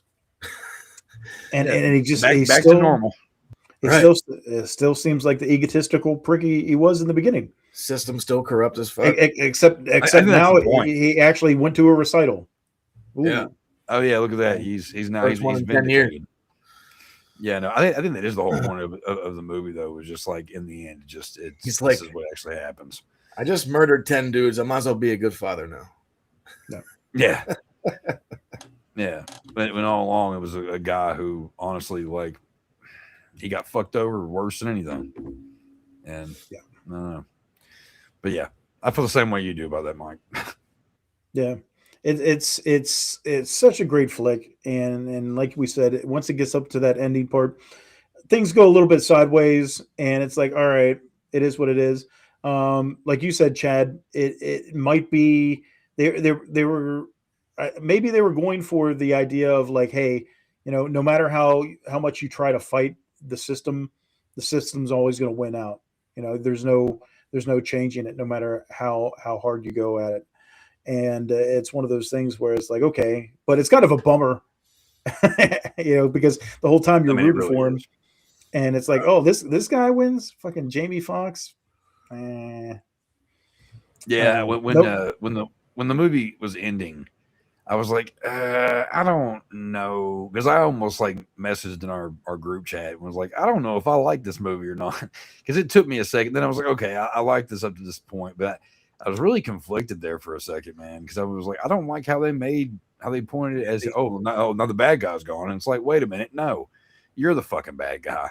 Like, but all right, if we're doing some fantasy booking, like I said, there's so many different ways you could have gone with it. Would you have turned Clyde heel to where he killed the wife and daughter, and he was the bad guy now, or would you have done it to where Clyde gets away? Kind of like a Hannibal Lecter thing where you see him strolling through like France, Paris, France, or whatever. something. Yeah, wherever he was. At the end where it's like he got away with it. How would you do it? How about you, Chad? What do you think? I'd probably just have him get away. Like, I don't think he's going to go after his wife and daughter, because that's what got him in that spot to begin with, was someone fucking with his wife and daughter. Yeah. So he'd be no better than Darby.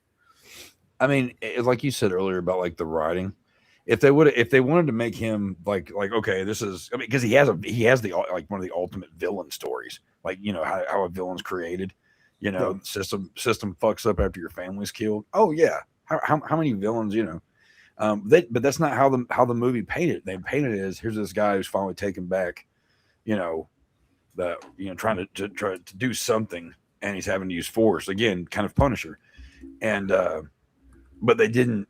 If they wanted him to be seen as more of a bad guy, they could have went a different way and made it seem like, okay, he is now a deranged killer. He doesn't care.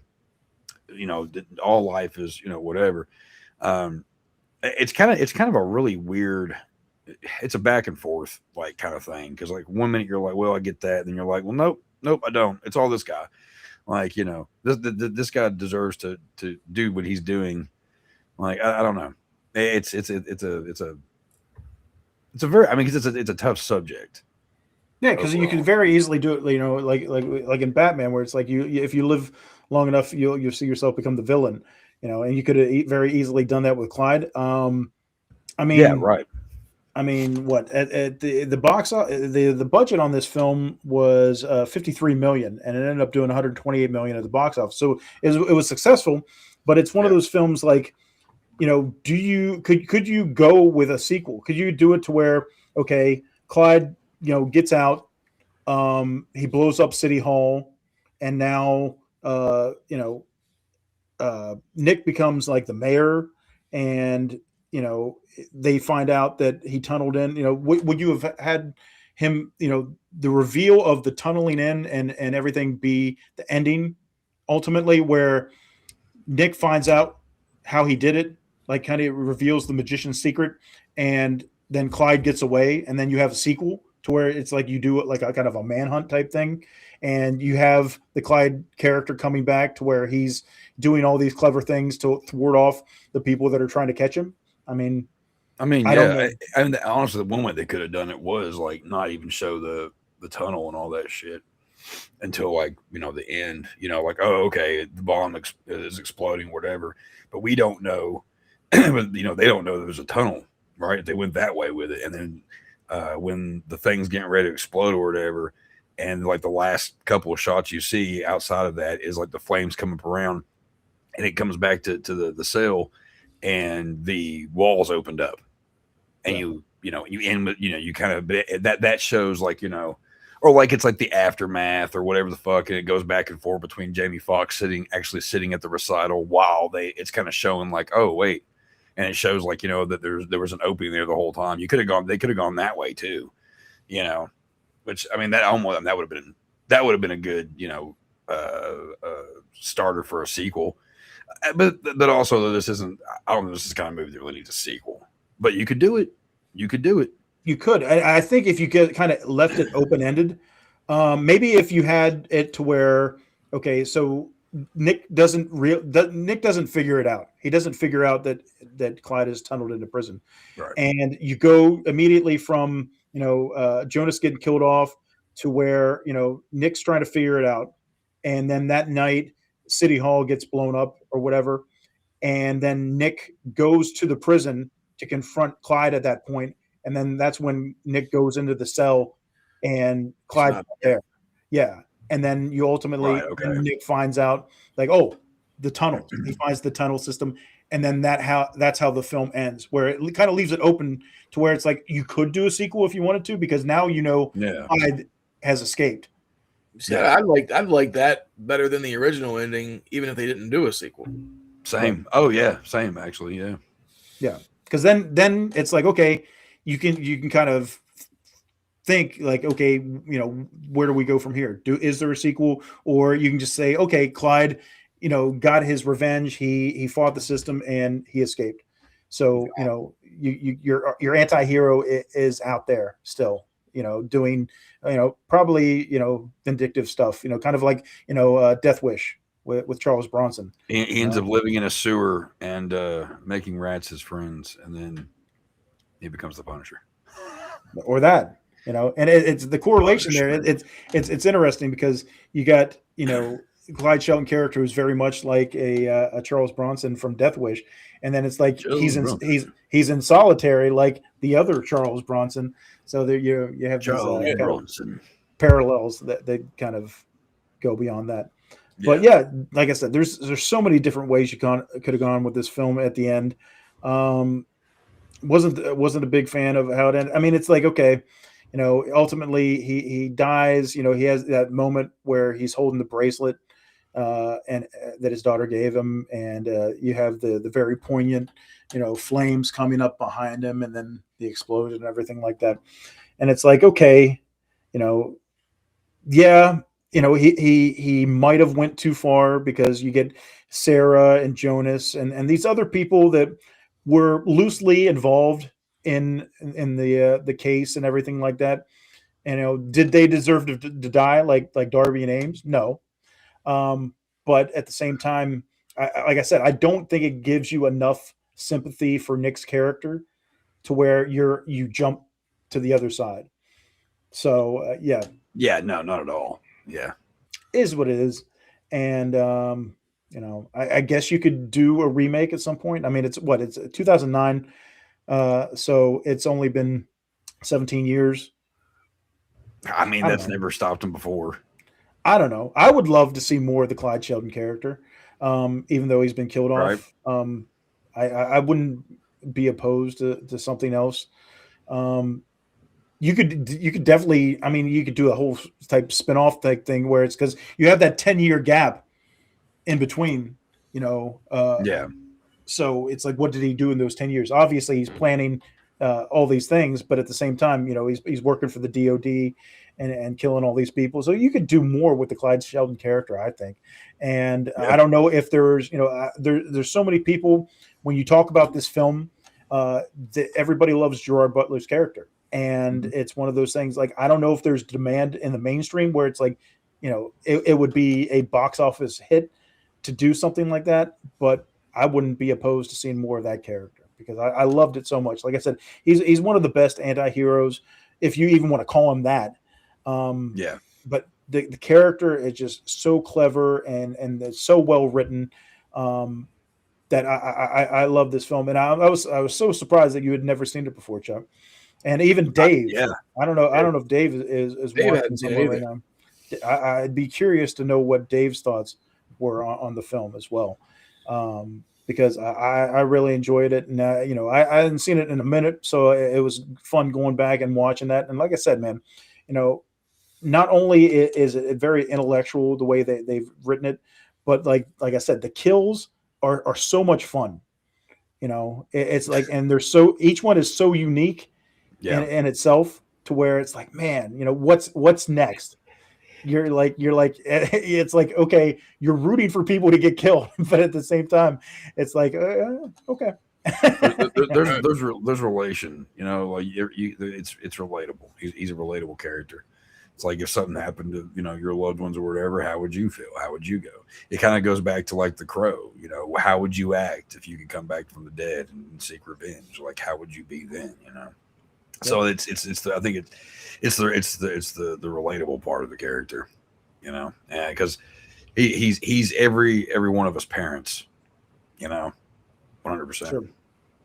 All right, it's already after midnight here because we started a little bit late, but let's go ahead and wrap things up. Is there anything else that I might have forgotten? Any scenes that jump out, or any lines or anything like that you guys want to mention, Chad? Anything you think of? Not off the top of my head, no. Chuck, anything else? We covered all the bases. I think we covered everything pretty good tonight, actually. Yeah. This is a good one. Like I said, from start to finish, there's so many good scenes and lines and everything like that. It's just a great watch. So, I always recommend this one. Overall, what is your opinion of the film, Chuck? 2 thumbs up, 1 up, 1 down? 1 up, 1 down. Just because I really did like it, but that last, I'd probably give it, I'd give it 3.5 stars. There you go. Will you 5? Out of 5, then. Oh, yeah. I was hoping. What about you, Chad, man? I always like this movie, man. Like, I seen this shit forever ago. I had the poster on my wall and everything. But no, it's always fun. Like, I think it is probably one of my favorite Gerard Butler films. 100%.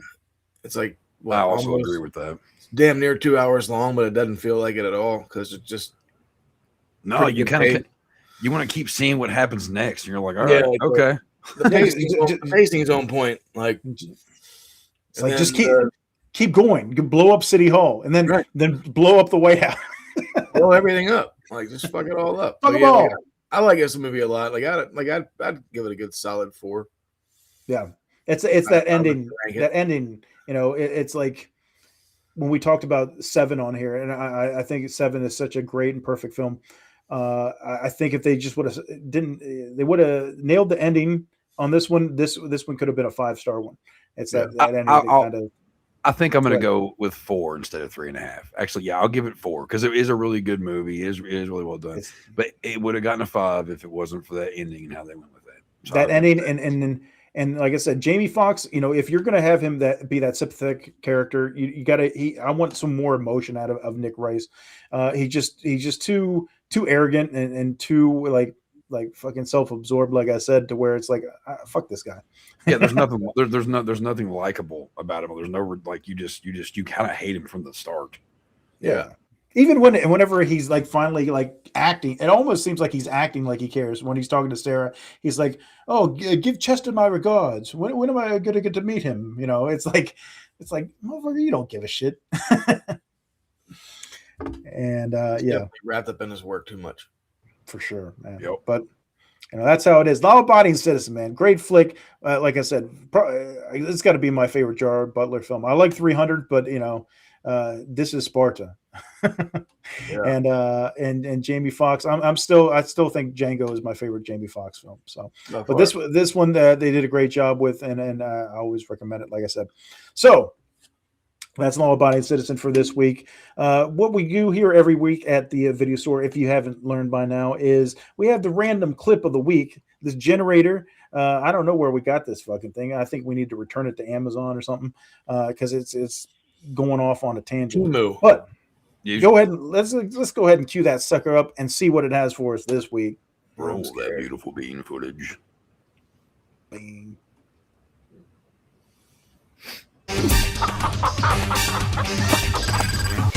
What the fuck? God. Oh, what is this? Hot shots? Hot shots, yeah.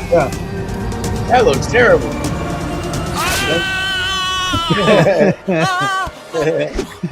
Just. Oh my God. Sing them 1, 2, 3. That was all right. horrible. I don't know where they definitely Timu. I don't know where they find this shit, Ben. Yeah. Oh, yeah. Some of these movies, I'm like, what the fuck? Definitely not on my radar, but it is what it is. So yeah, go ahead. We're going to continue on with the advertisements, if you will. Advertisements, Mr. Cole.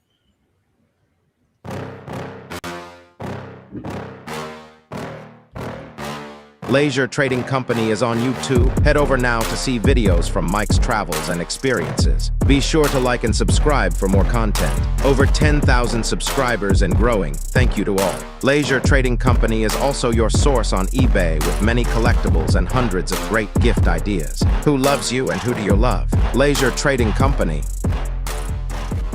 You bit off a little more nasty than you could chew. Now you gotta deal with all the nasty coming down your throat.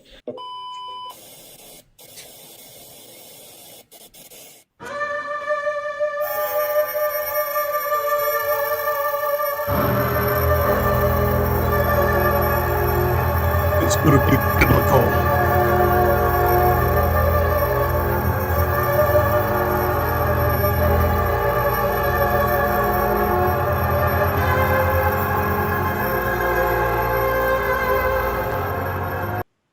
That's right. You can check out Chuck Nasty over on Amazon. God, let's pick up one of his tales for dirt cheap. You can get it for next to nothing. It's a value bargain. All right, these are bargain prices. I do have something to say with this though. Okay, continue. Where the publisher that I was a part of has decided to call it quits. Okay. I'm in the process of changing over all of my files to that publisher's from that publisher's Amazon stuff over to mine. Okay. So some of my titles are actually not on Amazon at the moment, but there is still Godless. So if anybody is into just digital reads, head over to Godless and check out. You can check out most of my stuff over there, most of it. But my other stuff will be within the next couple of months. I'll have everything back up on mine. But it's taking a lot slower of a time than I was hoping or planning on, and I'm very agitated. But that's okay. You know, it's okay. We're gonna get through this. Yeah. We're going to get through this. Anyway, so there you go. There's that. All right, man. And I just want to say thank you to everybody over at Leisure Trading Company, all the subscribers there on not only YouTube and the Facebook page. If you happen to find this podcast through that page, I appreciate you more than you can understand. We always love all of our followers or subscribers here at the Video Store Clerks Podcast. So if you came in, checked us out, and had a good time, thank you. That's all I can say. Hope you enjoyed it. And, like and share, subscribe, tell all your friends. It's always a fun time here at the Video Store.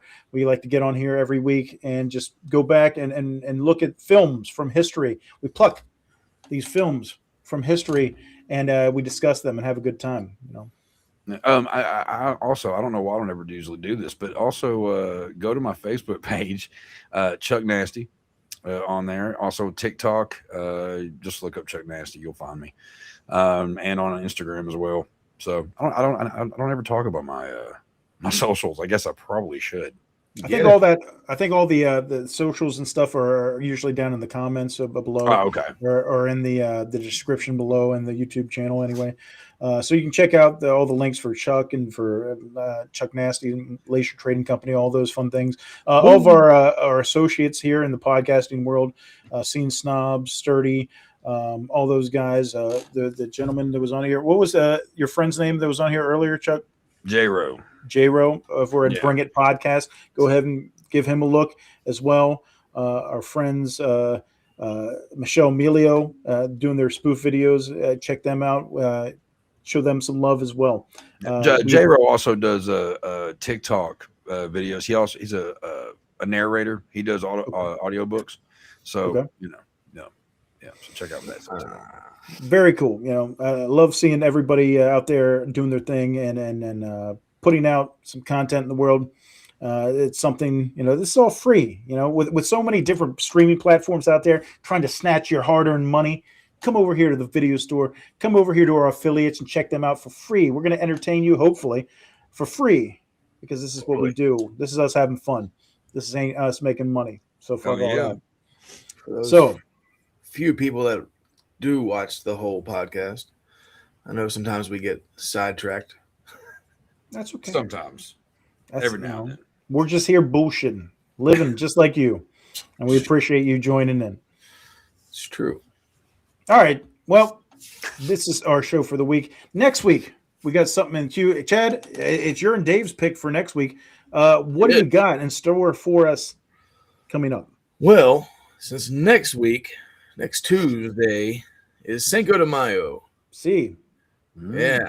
So, and then we, for those that watch regularly, had just got back from Vegas for watching wrestling at WrestleMania, a week ago? A little over a week ago. So we're going to combine the two. Okay. So grab your luchador masks. Oh, shit. A little Jack Black. And let's go Nacho Libre. Wow. Tacos, tequila, and luchador wrestling. Oh, a little Cinco de Mayo. I wish Chuck was on here right now because I want to see his face because I guarantee it looks painful. He's like, Nacho Libre. Have you seen Nacho Libre, Chuck? Unfortunately, I hate that movie. Wow. That's one of my least. It's one of my least favorite movies from Jack Black. It just annoys the living. I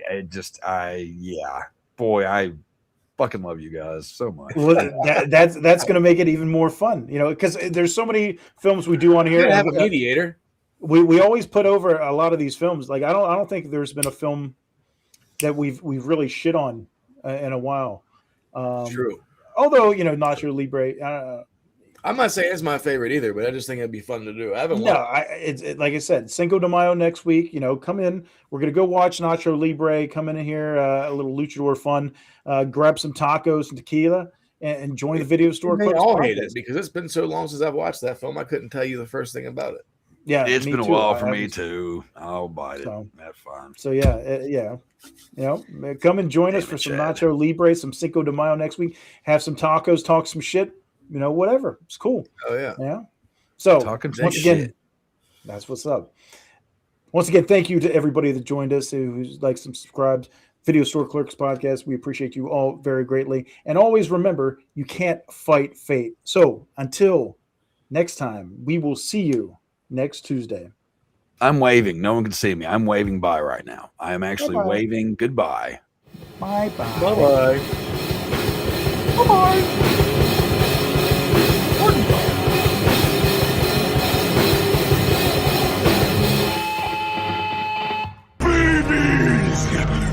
Yeah.